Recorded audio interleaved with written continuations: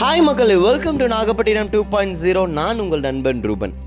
இன்னைக்கு நம்ம என்ன வீடியோ பார்க்க போகிறோம் அப்படின்னா, சமீபத்தில் நடந்த குரு பயிற்சிக்காக குரு பகவானை தரிசிக்கிறதுக்காக பல்வேறு ஸ்தலங்களுக்கு போயிருப்போம். நாம் எல்லாமே அதிகபட்சமாக தெரிஞ்ச இடம் அப்படின்னா நீடாமங்கலத்துக்கு பக்கத்தில் இருக்கிற குருஸ்தலத்துக்கு ஆலங்குடிக்கு தான் போவோம். ஆனால் நம்ம நாகப்பட்டினத்திலேயே பிரசித்தி பெற்ற குருஸ்தலம் ஒன்று இருக்குது.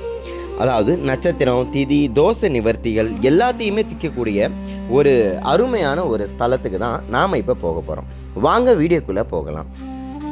63 நாயன்மார்களில் ஒருவரான கோச்செங்கட் சோழன் பல மாட கோயில்கள் கட்டியிருக்காரு. அதில் ஒரு மாட கோயிலான நம்ம நாகப்பட்டினம் கீழ்வேலூர் வட்டத்தில் அமைஞ்சிருக்க தேவூரில் இருக்கிற அருள்மிகு தேவபுரீஸ்வரர் சுவாமி கோயிலுக்கு தான் வந்திருக்கோம். இந்த மாட கோயில் தேவூரில் அமைஞ்சிருக்கு. அருள் பெரும் தேன்மொழியால் உடனுரை அருள்மிகு தேவகுருநாதர் திருக்கோவில் தான் இந்த திருக்கோவில். ஒரு 2 வருடத்துக்கு முன்னாடி நம்மளுடைய சேனல்லையே நாகப்பட்டினம் நகர பகுதியில் ஒரு மாட கோயிலை பற்றி நாம் வீடியோ போட்டிருந்தோம். அது எந்த மாட கோயில் அப்படின்னு சொல்லி உங்களுக்கு தெரிஞ்சிருந்தா மறக்காம கமெண்ட்ல சொல்லுங்க.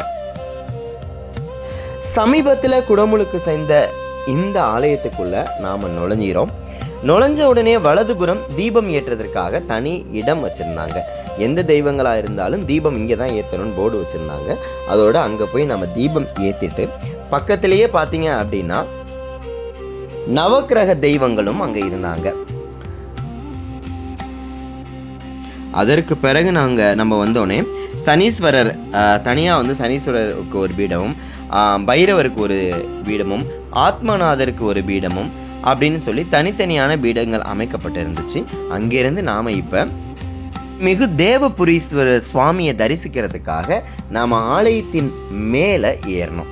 நேராக பார்த்தோம் அப்படின்னா நம்ம படியிலேருந்து மேலே நேராக ஏறினவுடனே அம்மையப்பருடைய சன்னிதானம் இருந்தது.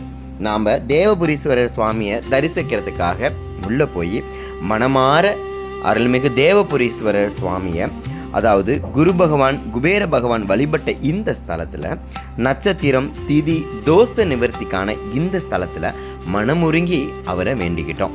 உங்களுக்காக தேவபுரீஸ்வரரை காட்டுறேன். சன்னதியிலேருந்து வெளியில் வந்த உடனே கோயிலோட அழகை நம்ம பார்க்குறதுக்காக ஒரு சின்ன பால்கனி போல் ஒரு அமைப்பு இருந்தது. அதுக்கு மேலே நின்று நாம் பார்த்தோம். கொடிமரம், அங்கங்கே இருக்கிற தனித்தனி கோயில்கள் எல்லாத்தையுமே பார்த்தோம். அதுக்கப்புறம் வெளியில் வந்தோடனே அருள்மிகு அம்மையப்பரை பார்த்தோம்.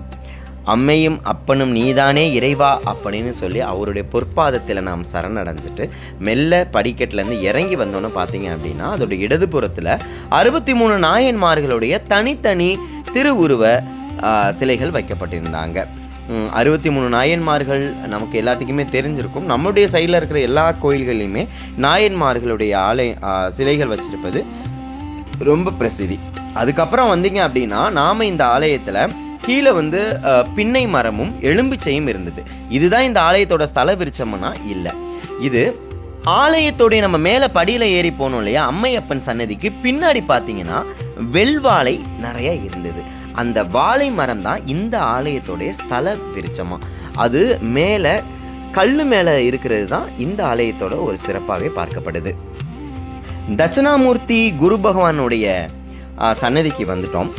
குரு பகவானை பூஜித்து அருள் பெற்று பட்டம் பெற்ற இந்த கோயில், குருவின் அதிதேவதை இந்திரன் வழிபட்டு இந்திர பதவியை பெற்ற இந்த கோவில், இந்த ஸ்தலத்தில் குருவின் பாதத்தில் முயலகன் இல்லாதது ஒரு பெரிய சிறப்பாகவே பார்க்கப்படுது. குருவுக்கே அருள் புரிந்த இத்தலத்தில் உள்ள குரு பகவானை வணங்கி ஜாதகத்தில் குரு பார்வை இல்லாதவர்களுக்கு அஷ்டம குரு, ஜென்ம குரு, விரய குரு, குரு நீசம் ஆகியவை நீக்கி அருள் பெறலாம், வாழ்வில் நலம் பெறலாம் அப்படிங்கிறது இந்த ஆலயத்தோடைய தனி சிறப்பு. குரு பகவானுடைய சன்னதிக்கு பக்கத்திலேயே விஷ்ணுவுடைய சன்னதி இருக்குது. ஒரு பெரிய வில்வ மரம் இருக்குது. அதுக்கப்புறம் நம்ம கொஞ்சம் தூரம் நடந்து போனோம் அப்படின்னா அழகிய மேக கூட்டங்களுக்கு இடையில் நாம் கோபுர தரிசனத்தை பார்த்தோம். ஒருங்கே அமையப்பட்ட அந்த கோபுர தரிசனம் கோடி புண்ணியம் அப்படிங்கிறத பார்த்துட்டு அருள்மிகு தேன்மொழியால் மதுரபாஷினி அம்மாள் அவர்களுடைய சன்னதிக்கு போய் மனதார தாயை வேண்டிக்கிட்டு வெளியில் வந்தோம். வெளியில் வந்தோடனே ஆங்காங்கே சின்ன சின்ன கோயில்கள், தனித்தனி சன்னதிகள் அமைக்கப்பட்டிருந்துச்சு. இந்த பெரிய ஆலயத்தின் உள்ளார தனித்தனியான சன்னதிகள் அமைக்கப்பட்டிருந்தது. எல்லா இடத்துக்கும் போய் வழிபாடு செஞ்சோம். ரொம்ப அருமையாக இருந்தது.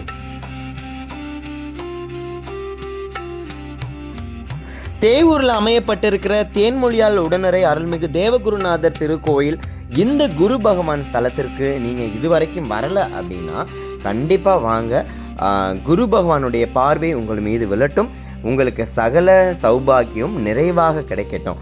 தொடர்ந்து நம்ம வீடியோவை வாட்ச் பண்ணுங்கள். வேறொரு வீடியோவில் உங்களை நான் சந்திக்கிறேன்.